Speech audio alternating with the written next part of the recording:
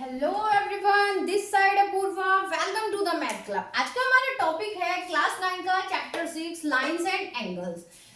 Previous chapter में Euclid's की geometry में हमने क्या कुछ पॉइंट हमने यूक्लिड की डेफिनेशंस, उनके एक्सिम्स, पोस्टुलेट्स का डिस्कशन किया, जिसमें हमें पॉइंट को डिफाइन किया, हमने लाइन को डिफाइन किया, लाइन सेगमेंट को डिफाइन किया और हमने रेज को डिफाइन किया। इस तरह से हमने कुछ डेफिनेशंस उसमें क्लियर की। ठीक है, तो ये जो लाइंस एंड एंगल्स हैं, इसमें लाइंस के साथ साथ एंगल्स के बारे में भी बताया हुआ है। जैसे कि रेज है हमारी, रे इसमें एक स्टार्टिंग पॉइंट होता है रे में, और इसी स्टार्टिंग पॉइंट से हम एक अदर रे भी बना सकते हैं, एक अनदर रे भी ले सकते हैं। तो इनके बीच में कुछ एंगल फॉर्म होगा यहाँ पर। तो ये इस तरह के कुछ एंगल्स होते हैं। जैसे दो स्ट्रेट लाइन है आपस में इस तरह से है, ठीक है। फिर जैसे जैसे ये धीरे धीरे धीरे धीरे ऐसे ऐसे बढ़ती जाएगी तो इनके बीच में एक एंगल बनता जाएगा। यहाँ पर ये परपेंडिकुलर होगी तो 90 एंगल होगा। फिर इस तरह से होता चला जाएगा, फिर ये स्ट्रेट लाइन हो जाएगी और इस तरह से पूरा रिवॉल्यूशन होगा, कंप्लीट रिवॉल्यूशन हो जाएगा 360 डिग्री का। ठीक है, तो इस तरह से कुछ एंगल्स बनते जाएंगे। तो उन एंगल्स को डिफाइन किया हुआ है, उनके टाइप्स बताए हुआ है, उनका नेम, उनका क्या कंडीशन है, ये सब इसमें हम आज डिस्कस करेंगे। तो हम आगे करते हैं अपना लेक्चर।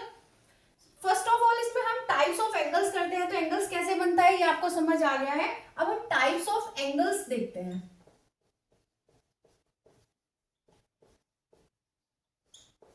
टाइप्स ऑफ एंगल्स में फर्स्ट हमारा जो होता है वो होता है हमारा एक्यूट एंगल।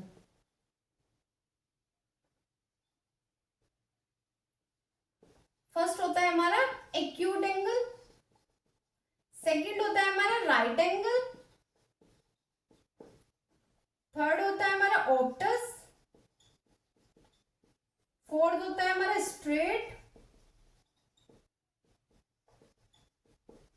फिफ्थ होता है हमारा रिफ्लेक्स, नेक्स्ट है हमारा complete revolution,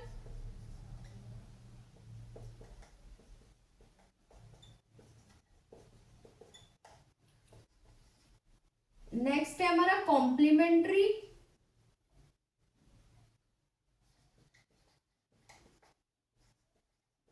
complementary angles, next है हमारा supplementary angles.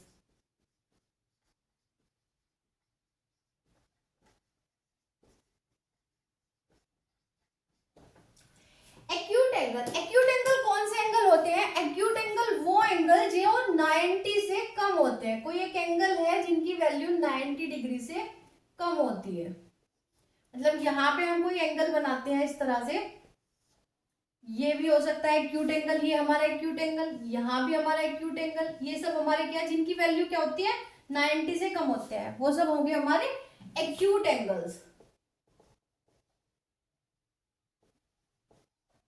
Second right angle कौन सा होता है? Equal to 90 degree.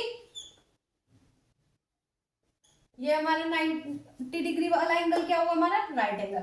Optus angle में क्या होता है, जो वो एंगल जिनकी वैल्यूज क्या होती है 90 से ज्यादा होती है, ये हमारा ऑप्टस हो गया। स्ट्रेट एंगल जिसकी वैल्यू कितनी होती है 180 डिग्री होती है, 180 का एंगल जो भी बनेगा वो हमारा स्ट्रेट एंगल। रिफ्लेक्स एंगल 180 से बड़ा होता है, जो कुछ इस तरह से बनेगा रिफ्लेक्स एंगल। कंप्लीट रिवॉल्यूशन हमारा 360 का होता है। अब बात करते हैं कॉम्प्लीमेंट्री एंगल्स। कॉम्प्लीमेंट्री एंगल्स कौन से एंगल होते हैं? किन्हीं भी दो एंगल का sum, angle A plus angle B is equal to 90 degree. जिन दो एंगल का सम 90 डिग्री के इक्वल होता है वो होता है हमारे complementary angles. Next supplementary angle. Supplementary angle जिनमें दो एंगल्स का सम इक्वल होता है 180 डिग्री के, वो होते हैं हमारे सप्लीमेंट्री एंगल। ए और बी एंगल कुछ भी हो सकते हैं, एंगल ए और एंगल बी कुछ भी। जैसे हमने एक एंगल ड्रॉ किया, ये हमारा 30 है और ये हमारा जो ये हमारा बना इस तरह से, ये हमारा 150 हुआ। तो angle 30 plus angle 150 is equal to कितना हुआ एंगल 180।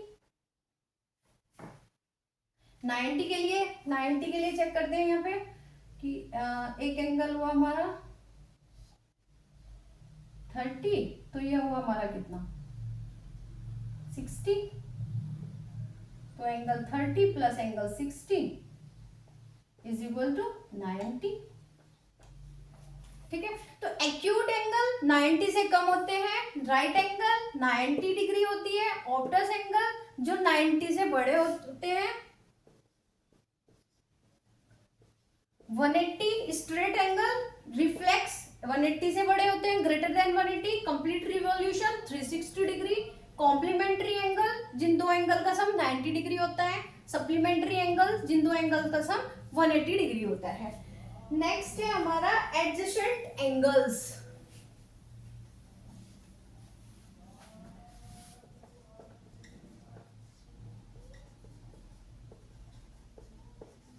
एडजेसेंट एंगल्स कौन से होते हैं? एडजेसेंट एंगल्स वो होते हैं इनमें कॉमन आर्म होती है, एक कॉमन वर्टेक्स होता है। ठीक है, जिसमें क्या होता है कॉमन वर्टेक्स होता है,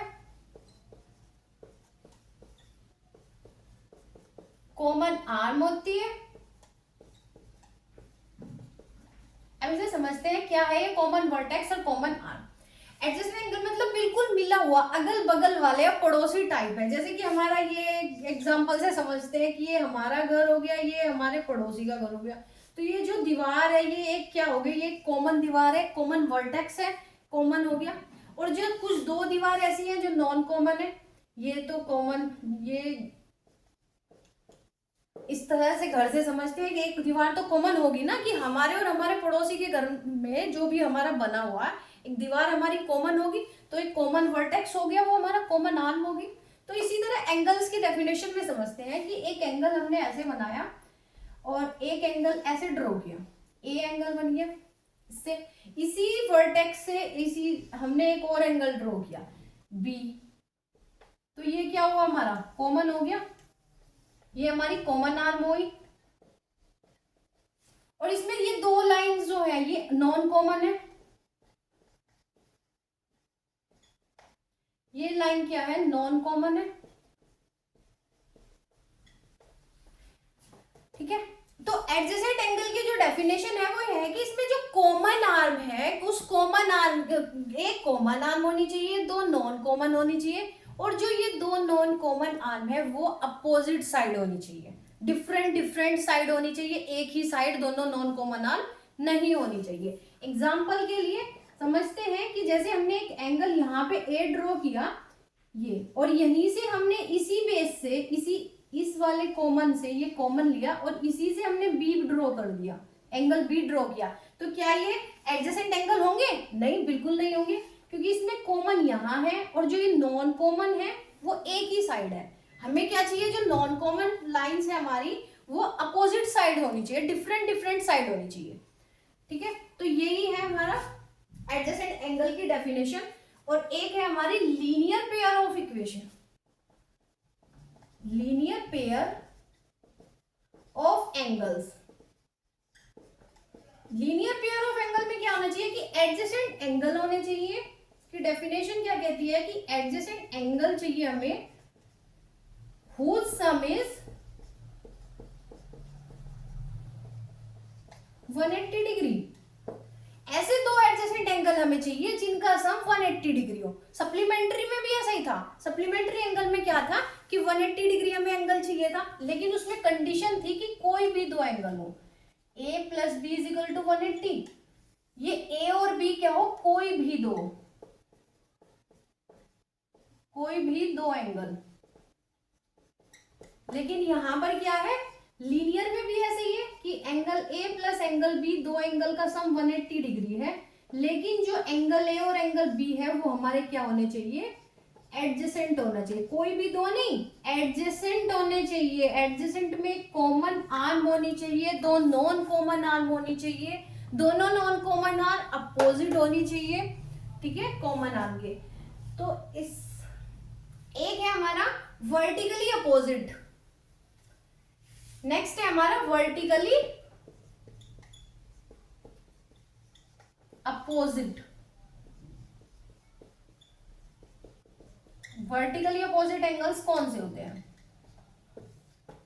इंटरसेक्टिंग लाइन पता है, इंटरसेक्टिंग लाइन मतलब कोई भी दो लाइन किसी भी एक पॉइंट पर कट करेंगी, ठीक है, ये होती है इंटरसेक्टिंग लाइन। तो ये वर्टिकली अपोजिट में भी ऐसे कह रहे हैं कि दो लाइन है हमारी जो कि इंटरसेक्ट कर रही है, और इसमें ये जो वर्टिकली अपोजिट एंगल्स होते हैं ये आपस में इक्वल होगा, ये ए बी, यहाँ पे सी ले लिया, ये डी, तो एंगल ए ओ बी बराबर होगा एंगल सी ओ डी के, और एंगल ए ओ सी ये वाला एंगल, ये वाला बराबर होगा एंगल बी ओ डी के, एंगल बी ओ डी के। ये वर्टिकली अपोजिट एंगल्स की कंडीशंस हैं। और एक होता है हमारा non intersecting line. Non intersecting line parallel lines होती है जो कहीं भी एक दूसरे को कट नहीं करती है।